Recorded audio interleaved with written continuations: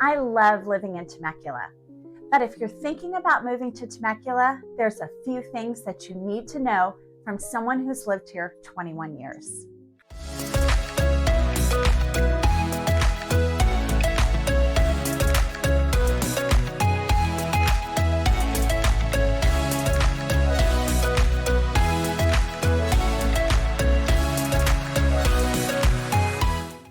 Hi, I'm 𝐂𝐎𝐍𝐍𝐄𝐓 with the Cutka team at Big Block Realty, and thank you so much for watching and tuning into our channel.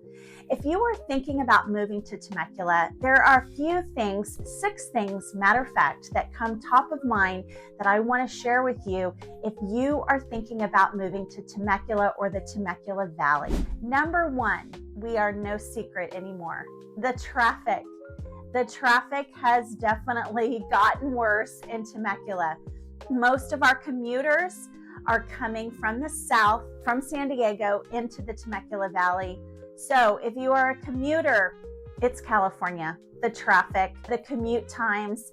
A lot of times we move every day from Temecula to Murrieta, which is our sister city.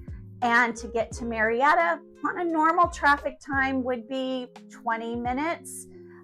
Depends on the time of the day. It can be 30 to 45 minutes. So if you've got a doctor's visit, if you have to take your child to a ball field in Murrieta, you've got to allow for traffic.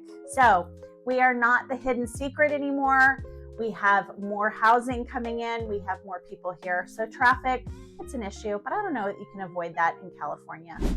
So the second thing that I think that you should know about Temecula is that I think that we lack the higher end commercial stores. I wish we had a Nordstrom. I wish we had a Whole Foods.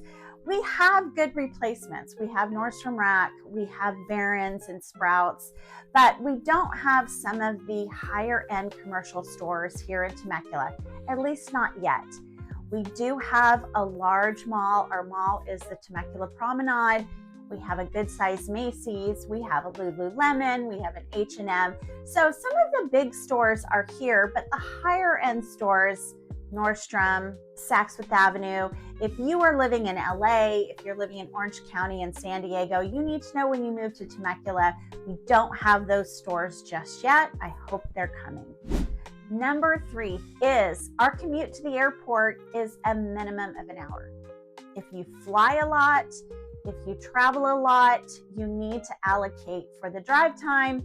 We are halfway between the Ontario airport and the San Diego airport. We prefer to go out of the San Diego airport. I think there's more options. I think Ontario could technically be shorter to get to than San Diego, but I think that the options out of San Diego are just greater. And that's why we choose to go to that airport. Plus, I love landing and seeing the water and just being in San Diego. So I fly out of San Diego most often, but if you want to move here, you need to know if you fly a lot, you're going to have a commute to the airport. It is an hour north to Ontario or an hour south to San Diego. So our 4th thing that I want to talk to you about is our 3 high schools here in Temecula. We have 3 public high schools. We have Great Oak, Temecula Valley, and Chaparral. And one of the things that I often hear is people that do their research on the schools here in Temecula see that Great Oak High School has the highest ranking. So a lot of buyers will say, well, I want my child to go to Great Oak.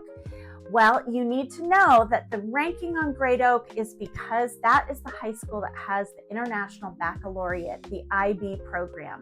This is a program for very high achieving kids. It has to be a program that they get accepted to.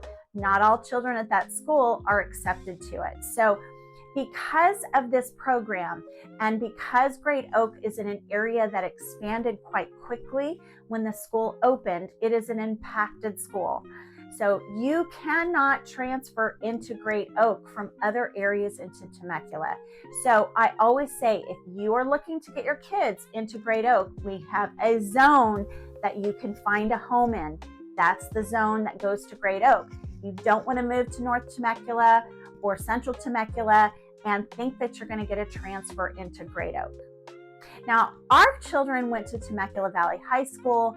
They had a great experience. They went on to college, they graduated, as well as our friends who had children at Chaparral. So I am never someone that says that Great Oak is going to be the best high school in Temecula, because I actually think differently. Every person, every child has a different experience.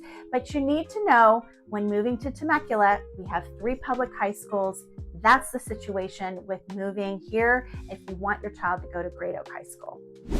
So number 5 on my list is the homes in South Temecula are the highest price per square foot.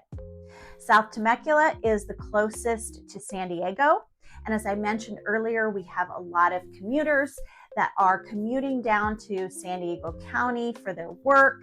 And you want to go to the airport, you want to go to the beach. South Temecula is the closest. So in conjunction to it being as close that it is to San Diego, the price per square foot of homes in South Temecula is definitely higher than as you go further north and as you go further east. So as you keep in mind, if you're looking for affordability, then you want to look on the outer skirts in the north and east part, and maybe into Marietta or Winchester, one of our sister cities, because South Temecula is going to be the highest price per square foot. And the number 6 thing that's rounding out my top 6 things that you need to know about Temecula is, if you are trying to avoid HOAs or Mello-Roos, we are probably not the community for you, because it is hard to avoid in this area. I have been selling real estate here since 2005, and I often have buyers say, I don't want HOA. I don't want any Mello-Roos. Well, you know how that narrows the playing field of opportunity for you to find a home? It really narrows it. So there are a few communities in Temecula that do not have homeowners association, and there are few communities in Temecula that have no Mello-Roos, but most have some. They have either a low HOA, they have a low Mello-Roos, to all the way up to, I can point out the communities that have the highest Mello-Roos. So that is going to be your highest tax percentage if you are buying into that community. What I always like to say is, you want to be able to compare apples to apples. So you need to know what the tax base is all throughout the community. And that includes which areas have Mello-Roos that is going to raise your taxes. So if you're going to try to avoid it, it's going to be really hard to find a home in the Temecula area that doesn't have HOA and doesn't have Mello-Roos.